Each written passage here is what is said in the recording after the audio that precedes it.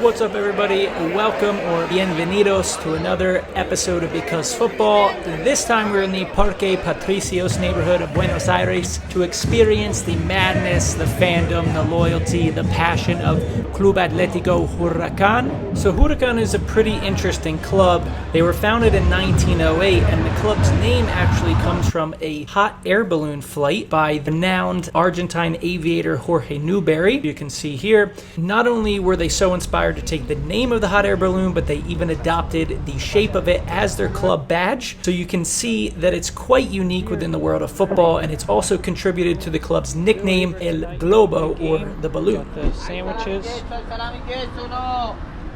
Gonna see if I can meet up with Federico. If not, it is what it is. So you're probably wondering, who's Federico? Well, here's Federico. Hey, hello.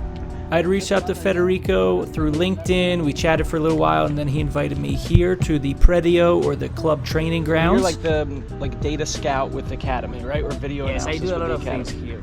Like you said, we call Secretaría Técnica, and we do a lot of things with the first team and with the Reserva team that is like U23 in Europe. You also work with ESPN, right? Yes, I work at ESPN, yes. And nowadays I am working with football.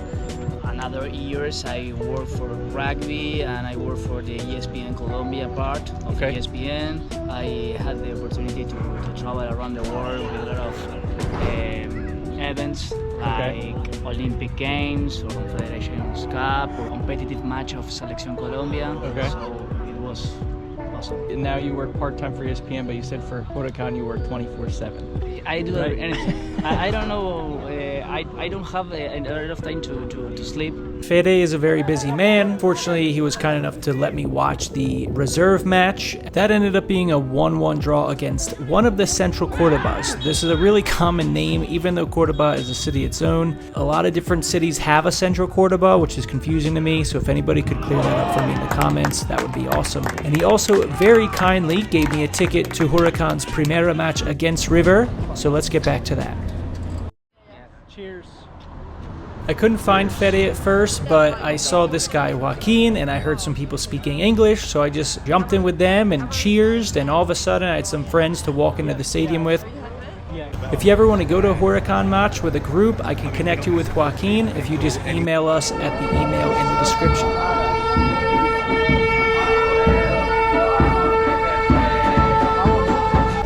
So traditionally, Huracán's biggest rival is San Lorenzo, and it's one of the oldest and most intense in Argentine football. During the match, a lot of the songs that the fans were singing were against San Lorenzo, even though in the match they were playing against River Plate. This is actually really common in Argentine football, that not only will they sing or chant against the team they're playing, they're going to save plenty of energy for their hated rival. I think perfect.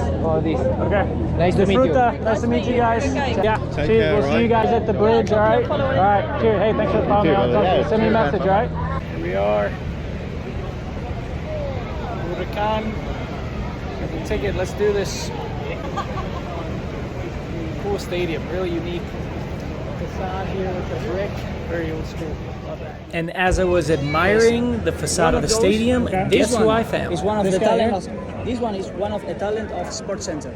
The other one works for ESPN and is a former agent of best agency of players here in Argentina, in South America. Okay, cool. I am going to introduce you.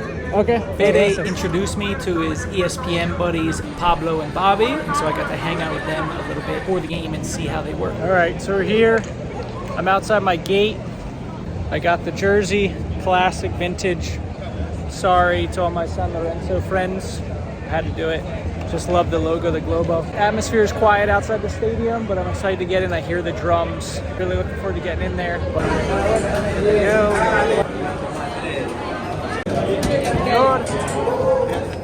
Fíjate un poquito para atrás. Para atrás, para atrás, para atrás. Ahora sí. Gracias. Once my ego recovered from being bruised by the mild impatience of the ticket steward, I took a look at the club shop and then started walking up the steps to find my seat. Kind of the status, the perception of Huracán in Argentine football. I don't know. I'm Chilean. Okay. I think Huracán is one of the biggest teams here. Yeah. I don't feel like the wow. Yeah. And I gotta say that these are one of my favorite moments on match days, when you get up and you can finally see the field and you get birthed into all the noise and the energy. And it really is a remarkable sight at a massive tower. I mean, it feels like you're kind of in like a vintage spaceship and you're getting ready to take off. So then we had to do a little bit of gymnastics to find our seat, finally sat down, got to settle in a little bit, got hyped up and prepared for the pre-match introductions.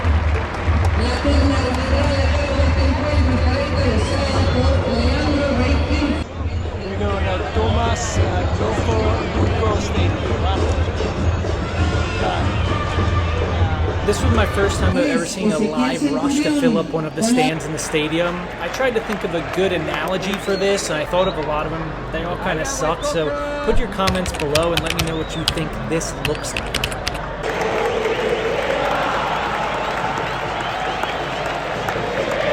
Then the barras started getting more and more warmed up with their trapos or banners and their songs. Flags started coming out, and then before we knew it, the coaches were coming out. There's Martin Demichelis of the River Plate, from City, Munich. And then the starters, the titulares, were ready.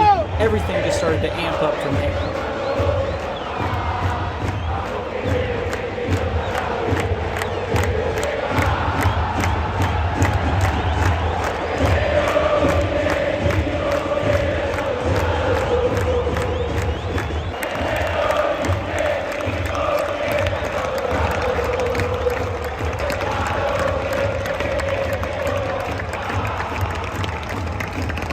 The volume was peaking, the fireworks were going off, the players gave their pre-match handshake. It was just a matter of time until the referee blew the whistle.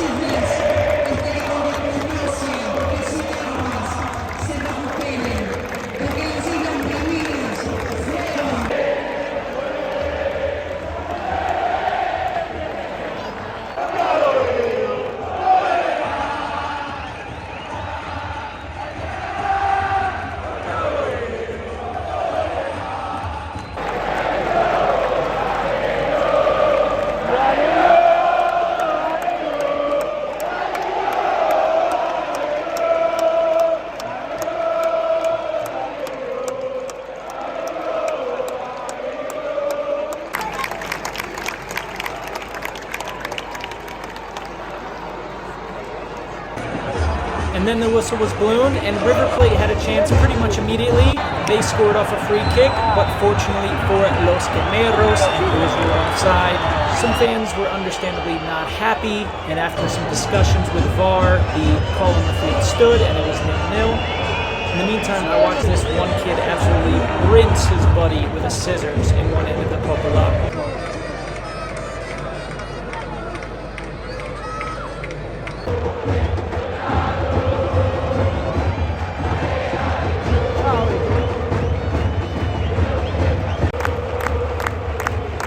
To be honest, this first half wasn't too eventful. There was a lot of River keeping the ball, Huracán fighting their way down. So I was watching the kids play in the away end, which is probably one of my favorite 2 or 3 things about Argentine football. And I also consider the fact that this stadium, as far as I know, is the only football stadium in the world that has featured in an Academy Award-winning film. The Secret in Their Eyes, or El Secreto de Sus Ojos, has a really incredible, famous scene in the stadium. And if you haven't seen the movie, I definitely recommend checking it out.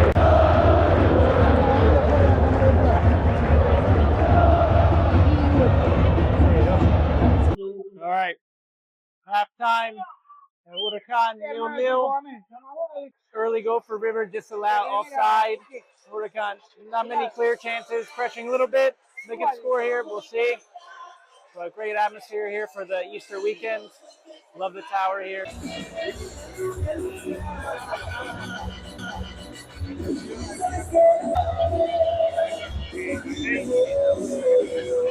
0-0 was a good scoreline for Huracán going into the break against a much stronger River side, but you knew that they were going to change something up.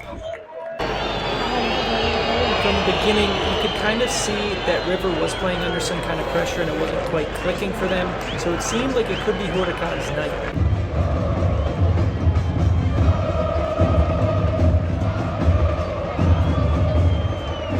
Remarkably, Huracán did start to create some chances. They hit the crossbar from about 6 yards out. So it was one of those things where, okay, River's letting them back into the game, but are they actually good enough in that one moment to actually take it and make a difference?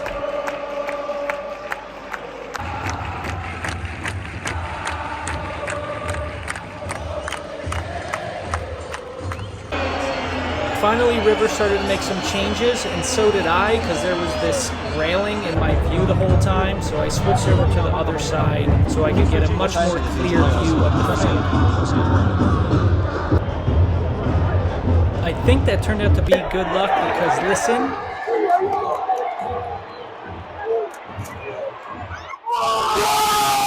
Finally, Huracán took advantage on the counterattack. I accidentally stopped recording the celebration, which I'm pretty pissed about. But I wasn't the dumbest person in the stadium at that moment because the goal scorer, who was so overwhelmed by the moment, took his shirt off in celebration without realizing that would have been his second yellow card, and he got sent off. So we went from putting his team up a goal to then taking them down.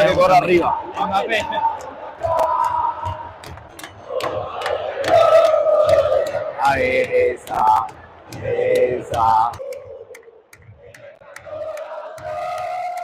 Quiricocho.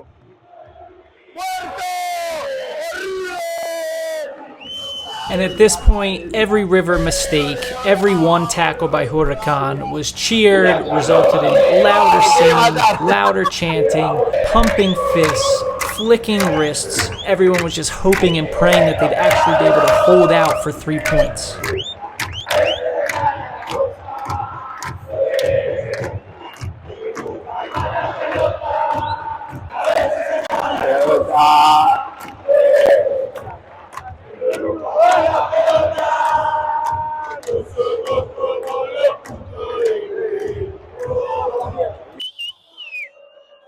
And thank you to my buddy Nacho, who was sitting next to me, who let me mic him up so we could really get deep into the comments and the thoughts and the mind of the Camero.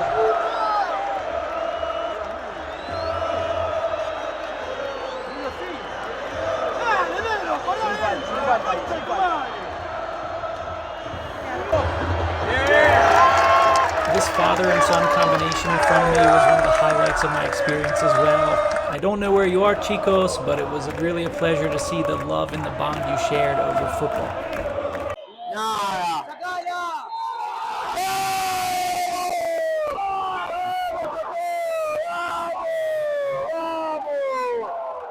And finally, the final whistle, which, in my experience in Argentina, means a quick, brief celebration and then relief as the exhaustion and fatigue of going through the drama of a match for your team, for your beloved, finally sets in.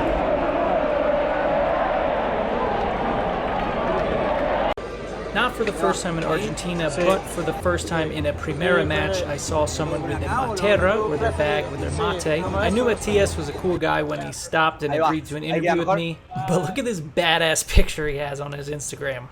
Legend. ¿Estás contento? Sí, ¿cómo no voy a estar contento? Partidazo. Nos quedamos con un jugador menos, pero bueno, se ganó, que era lo importante. El goleador tiene demasiada pasión, ¿no? Sí, se olvidó de la tarjeta amarilla que le hizo la falta ahí, pero bueno, ya está, se le perdona porque ganamos. ¿Socio de Huracán? Sí, obvio, obvio. No, toda la vida, de chiquito, no, eso no se pregunta. Todo el mundo viene de chico acá. De mis amigos. Okay, Me mudé del barrio cuando era chico, cuando tenía 8 años y bueno, mis amigos me hicieron acá. Como los chiquitos, claro, como los que juegan ahí abajo, bueno, yo era uno de ellos. Sí, también, muy, igual. Sí, es muy hermoso a jugar cerca o al lado. Claro, no sé si allá no sé si muchos juegan así. Estoy curioso de su matera y Sí. de mate. Ah, el mate siempre. Hay que tener un buen mate para disfrutar de el hermoso partido que tuvo Huracán hoy. Sí. A veces, bueno, Y, no se puede disfrutar, ¿no? no hay problemas con seguridad. No, nada, ¿por qué? es Nada. normal. Problema no hay que hacer, si no, no te dejan entrar más nada. Claro, tiene su manera, ¿eh? Ahí va la montañita y se prepara acá. Ahora vamos, ahí te muestro. El agua tiene que estar caliente, eso sí. Da media, pero en la próxima tiene que estar bien. A ver. Y compartes con sus amigos. Sí, con todos los chicos que están allá, pero bueno, se fueron. La palabra es observador. Yo sí, a veces sí, o se van turnando. porque no todos siempre quieren cebar, pero un éxito el mate. ¿Este? Yeah, Andrés, yeah. Ese, ¿no? Exacto, sí, sí, yo. Sí, es que, que único como las sillas acá de... Claro, son de concreto. Sí, de concreto. Sí, 115 años tiene. sí, uf. Imagínate. Oh. Pero bueno, no hay plata. Sí, pero es, me gusta eso. Es hermoso este estadio. Sí. Mientras más arriba subís, más lindo se ve. Sí, más, sí, exacto. After I wrapped up the interview with Matias, I found Pablo, and these are some of my favorite moments of the match too. Just being in an empty stadium, it's remarkable how it can change in the span of just a few minutes. So I got to stay really close to the pitch, which is a nice feature at Palacio Duco, and then we made our way outside the stadium to find Fede. Match over.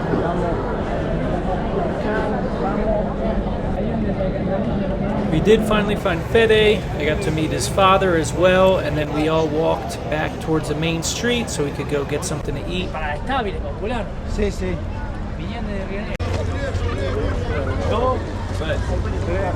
Como latino hay mucho desorden. Innegablemente se traduce en pobreza,